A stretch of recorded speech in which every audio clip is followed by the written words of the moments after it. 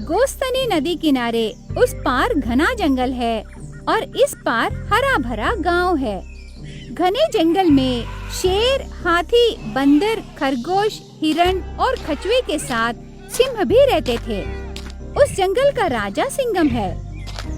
सिंघम राजा की उम्र बहुत बढ़ जाती है। वो बहुत बूढ़ा हो जाता है।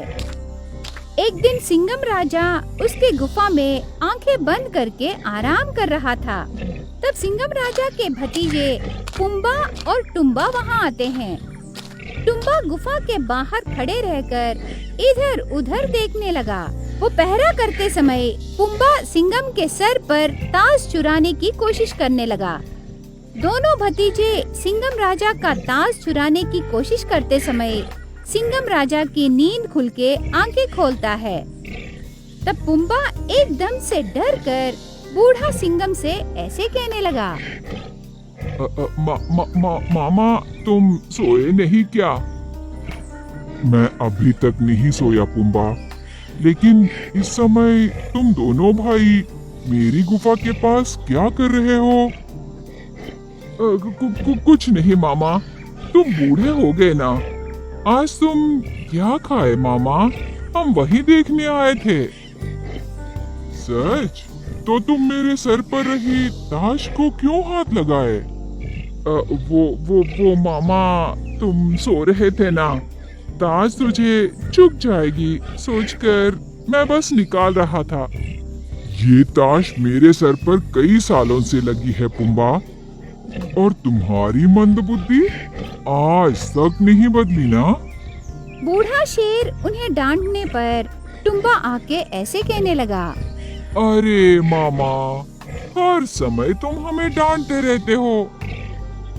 ठीक है, तुम दोनों बुद्धिहीन ही नहीं बल्कि चोर भी हो मेरे भतीजे। सिंघम मामा, तुम अधिकार के पागल हो ना? हम दोनों तुम्हारे वारिस हैं। अगर वो ताज हमें अभी दे देने से हम इस जंगल को पालेंगे मामा। राज्याधिकार वारिस के जरिए नहीं मिलेगा टुम्बा, व्यक्तित्व द्वारा मिलेगा। तुम दोनों में जिसको वो लक्षण रहेगा तब तुम्हें मेरा ताज मिलेगा और इस जंगल का वही राजा बनेगा, समझे? वो कैसे होगा मामा? हम दोनों में से किसमें राजा लक्षण है?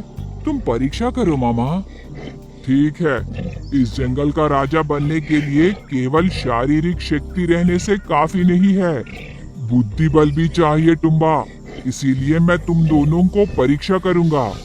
इस मुकाबले में जो जीतेगा मैं उसे मेरा ताज देकर इस जंगल का राजा बनाऊंगा। ऐसे सिंघम कहता है। तब पुम्बा और टुम्बा ठीक है कहकर मुकाबले के बारे में पूछते हैं। तब बूढ़ा राजा ऐसे कहने लगा, मैं नरमांस खाए बहुत दिन हो गए। हमारे गोस्तनी नदी के उस पार रहे गांव में एक मानव को तुम्हारे दिमाग से इस जंगल को लाओ, तब उसे मार के मुझे नरमांस दो। ये काम जो भी करेगा उसे ये ताज मिलेगा और वो राजा बनेगा। ऐसे शेर महाराज कहने पर मुकाबले में जीतने के लिए पहले पुम्बा आकर नदी किनारे खड़े रहकर उस पार नजर आए एक अमीर को देखकर उसे बुलाता है। अरे हो मानव, जरा सुनो मेरी बात। मुझे गुफा में एक पेटी मिली। उस पेटी में सोना है मानव। तुम हमारे गुफा के पास आकर उस पेटी में रही सोना ले जाकर खुश रहो मानव। ऐसे पुम्बा कहने पर अमीर आदमी मन में ऐसे सोचने लगा, मैं एक जरूरी काम से जा रहा हूँ और मेरा काम छोड़कर सोने के लिए जंगल में जाने के बाद वहाँ सोना नहीं रहने से मुझे करोड़ों रुपयों का नुकसान होगा और मेरा टाइम वेस्ट भी होगा। इसीलिए अभी जंगल को ना जाना ही अच्छा है। ऐसे वो अमीर आदमी मन में सोचकर वो सीधा अपने काम पर निकल जाता है। उस वजह से पुम्बा निराशा हो जाता है। इस बार सिंघम मामा के शर्त पर टुम्बा जीतने के लिए नदी किनारे जाकर उस पार नजर आए एक गरीब आदमी को बुलाता है। ओ मानव, इधर देखो, मुझे गुफा में सोने की पेटी मिली। उस पेटी में हीरे, मोती और सोना है। हम जानवर है ना, तो सोने से हम क्या करेंगे? इसीलिए अगर तुम उस गुफा के पास आने से तुम्हें बहुत सोना मिलेगा मानव। ऐसे टुम्बा कहता है। तब गरीब आदमी अपने मन में, आज मैं काम पर जाने से मेरा ओनर शाम को मुझे थोड़े पैसे देगा, और आज अगर मैं जंगल को जाऊं तो मुझे बहुत सोना मिलेगा। पर मैं वो सोना कहाँ बेचूं? उसे पैसों में कैसे बदलूं? यदि मैं कहूँ कि वो सोना मेरा है तो कोई मुझ पर यकीन नहीं करेगा। इसीलिए अभी जंगल को ना जाना ही सबसे बेहतर है। ऐसे गरीब आदमी मन में सोचकर वो अपने काम पर निकल जाता है। उस वजह से टुम्बा भी निराशा हो जाता है। आखिर में इस मुकाबले में सिंघम मामा भाग लेता है। सिंघम पहले नदी किनारे उसके ताज को पकड़कर उधर से गुजर रहे लोगों पर नजर रखता है। तब बूढ़े सिंघम की नजर एक अमीर आदमी पर पड़ती है, पर सिंघम उस अमीर को नहीं बुलाता। थोड़ी देर बाद एक गरीब आदमी वहाँ से जाने लगा। सिंघम उस गरीब को भी नहीं बुलाता। तब एक मध्यवर्गीय आदमी वहाँ से गुजर रहा था। सिंघम उस आदमी को देखकर उसे आवाज देता है। उसे ऐसे बुलाने लगा, ओ मानव, मेरी बात सुनो। इधर देखो, मुझे गुफा में एक पेटी मिली। उस पेटी में हीरे, मोती और बहुत सारा सोना है मानव। ये देखो, मेरे पास सोने का ताज है, ये उसी में मिला।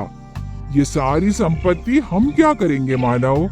तुम मेरे साथ गुफा के पास आकर वो सारी संपत्ति ले जाकर खुशियों की जिंदगी बिताओ मानव। लगता है तुम बहुत परेशानियों में हो।